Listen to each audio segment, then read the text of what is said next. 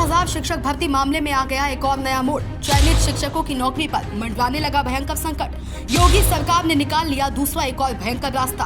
विरोध कर रहे अभ्यर्थियों की उम्मीदों पर कहीं फिर न जाए पानी। दोस्तों, 69,000 शिक्षक भर्ती मामले में एक और बड़ा भयंकर खेल होने जा रहा है। हाईकोर्ट के आए हुए आदेश के बाद अब यूपी में जो होने जा रहा है उससे और भयंकर हड़कंप मचने वाला है, क्योंकि सीएम योगी ने हाईकोर्ट के आदेशों पर दूसरा रास्ता खोज लिया है, जिनमें विरोध कर रहे शिक्षक अभ्यर्थी और भयंकर फंसने जा रहे हैं। इसी को लेकर अब यूपी में सियासी दंगल मचा हुआ है। दरअसल यूपी में उपचुनाव से पहले ही शुक्रवार को इलाहाबाद हाईकोर्ट ने 69,000 शिक्षक भर्ती मामले पर जो फैसला सुनाया है उससे योगी सरकार को बड़ा झटका लग गया है। हाईकोर्ट ने अपना सख्त रुख अपनाते हुए कहा कि 3 महीने के भीतर नई सूची बनाकर उपलब्ध कराई जाए, जो 69,000 शिक्षक भर्ती हुई थी। अब इस मामले पर योगी सरकार और भयंकर फंस गई है, क्योंकि जो पहले से चयनित शिक्षकों की नौकरी है उस पर भयंकर संकट मंडराने लगा है। पहले तो आप समझ लीजिए कि हाईकोर्ट के फैसले का मतलब क्या है।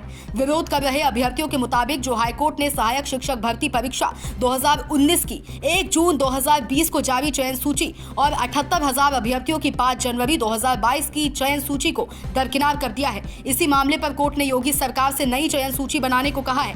चलिए इस नई सूची से क्या बदलाव होने वाला होगा उस पर भी चर्चा करते हैं। देखिए, हाईकोर्ट के फैसले के बाद नई सूची में सरकार को यह ध्यान रखना होगा कि आरक्षित वर्ग का कोई परीक्षार्थी अगर सामान्य श्रेणी के लिए निर्धारित मेरिट में आता है तो उसे जनरल कैटेगरी में माइग्रेट किया जाए। इस निर्देशों के तहत ऊपरी क्रम में आरक्षण दिया जाएगा। यही नहीं, कोर्ट ने यह भी निर्देश दिया है कि नई सूची तैयार करने के दौरान यदि कोई मौजूदा शिक्षक प्रभावित होता है तो उसे सत्र का लाभ दिया जाए, ताकि छात्रों की पढ़ाई पर असर न पड़े।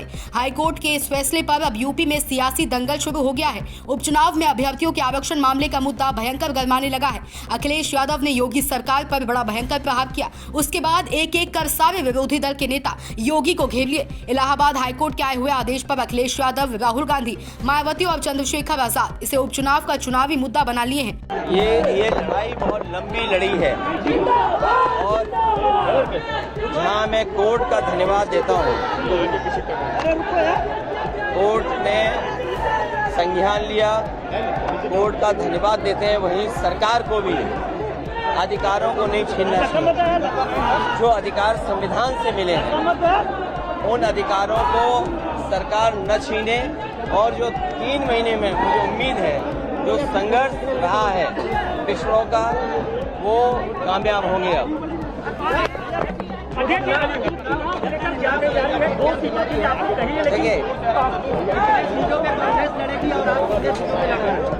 देखिए, उपचुनाव जनता पीडीए को जिताएगी।